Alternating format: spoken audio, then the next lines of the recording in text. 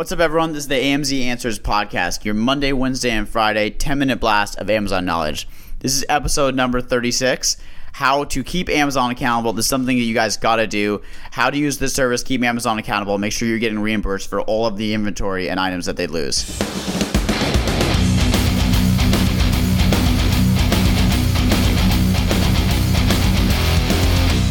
What's up, everybody? Welcome to Amazon Answers, episode number 36. What's up?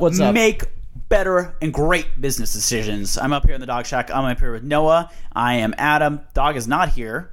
Noah, what if people came to this episode and they don't know what's going on with Amazon and they want to get a basic feel for AMZ Answers? And this is their first time listening to AMZ Answers. What can they do?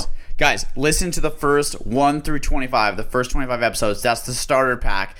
Go back, go down the list. This is made to be binged. Binge the first 25 episodes, then come back and listen to this one. Yeah. Okay? Because your time is better spent listening to those first 25 if you're new to Amazon.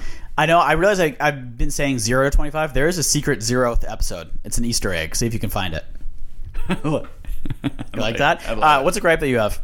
A gripe that I have is that the U.S. isn't in the World Cup, like we just talked about earlier. That's not a gripe. That's not a petty. Whatever. It's not petty. Yeah, it sucks though. Because basically, I'm a soccer player. I played soccer all my life, and I really don't have that much interest to watch the World Cup without the U.S. in it. That's a complaint, not a gripe. Okay, Sure. What's your gripe? A gripe that I have when you're making a bed and you just can't get those little folds out. You know, there's like one little crease in it. It doesn't look like a made bed.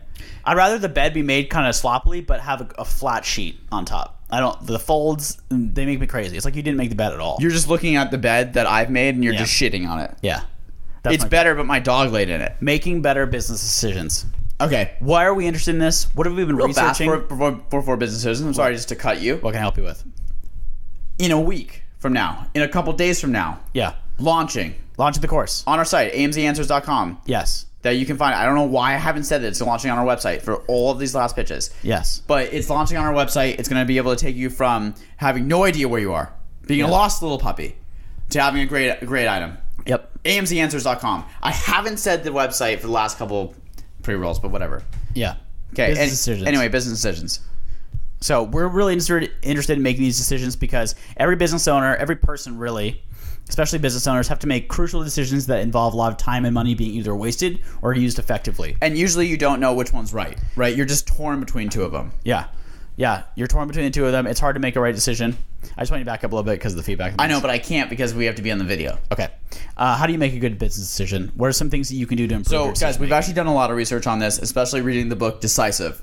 Yes, it's been a good book. If you haven't read this book, get the book Decisive. It has a picture of an 8-ball on it on the front, and it's all about making decisions. The problem with decisions is that it is very hard to take out what's called confirmation bias.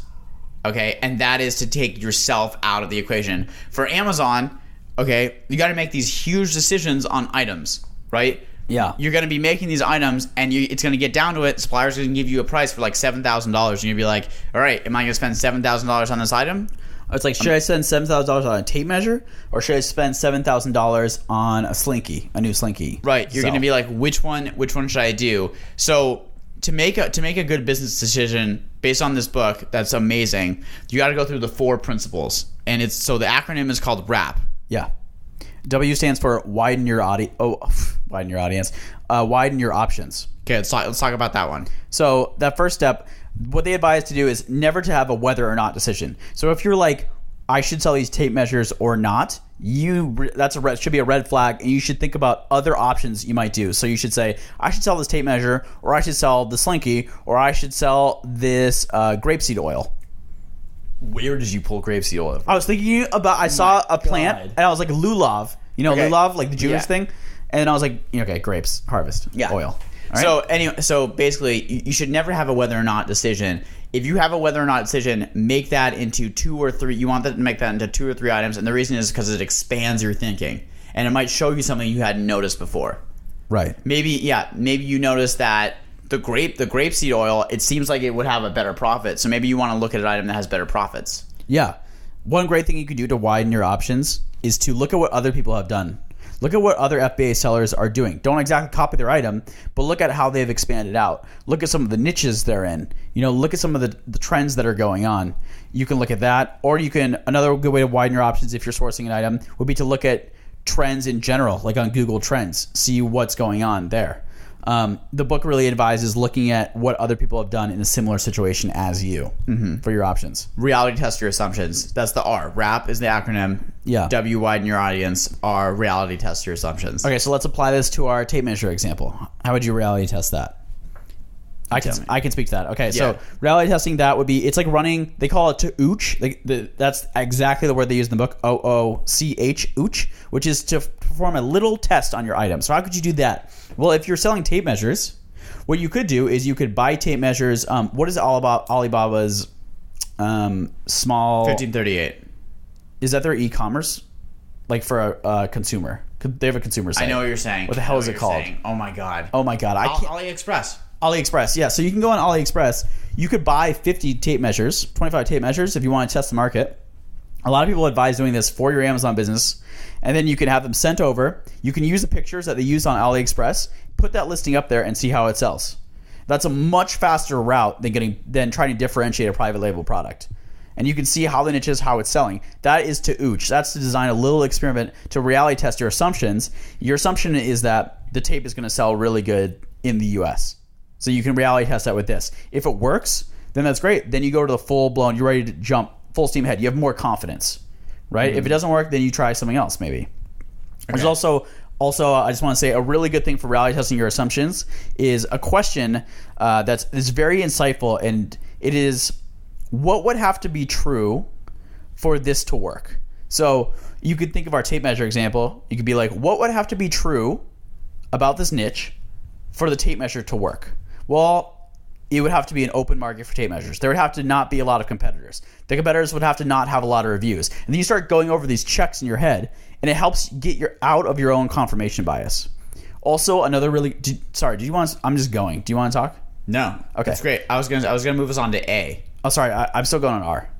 Go. I got more. Okay. Also, another really good thing to do that we do and that we've said before on other episodes, especially the sourcing episodes that we have in the Startup 25, is that you should get someone else to look at your product. Not someone who you trust.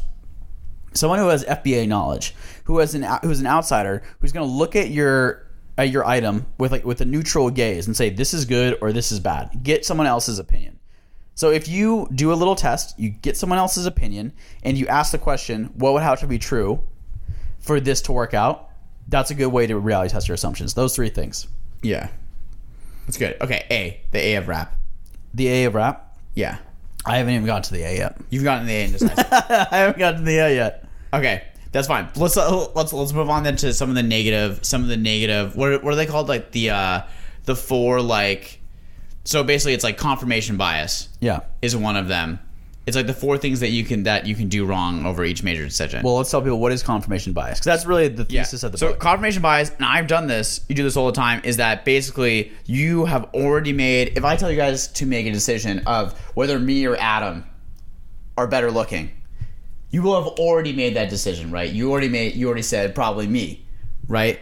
And so now what you're going to do is everything else that you use to analyze that decision, it's really just going to be to prove your own thesis subconsciously. Right. God, it is so hard to get out of this thinking, even for really practiced scientists, even for people who are academics who have been working in labs for forever. Like if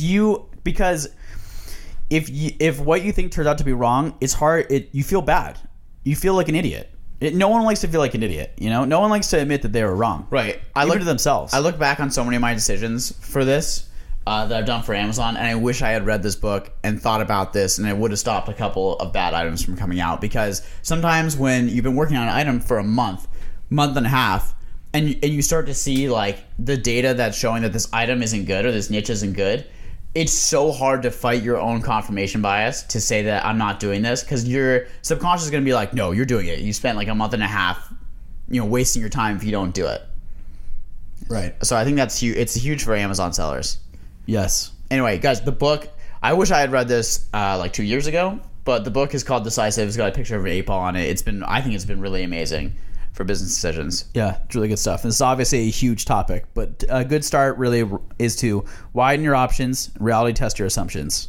with everything. And the next two acronyms, the A and the P. A stands for something about getting some space from your decision. Yeah. So when people, like the age-old adage is to get some sleep on it, and you should actually take that to heart. In some decisions, you should, but if you look at a niche and like a couple days later you come back and look at it, sometimes you have a completely different mindset to think about it. You're like, actually, this wasn't so good, or actually, this might actually be something that is good and worth investing in. Right. And I know that the P is like expect problems to occur.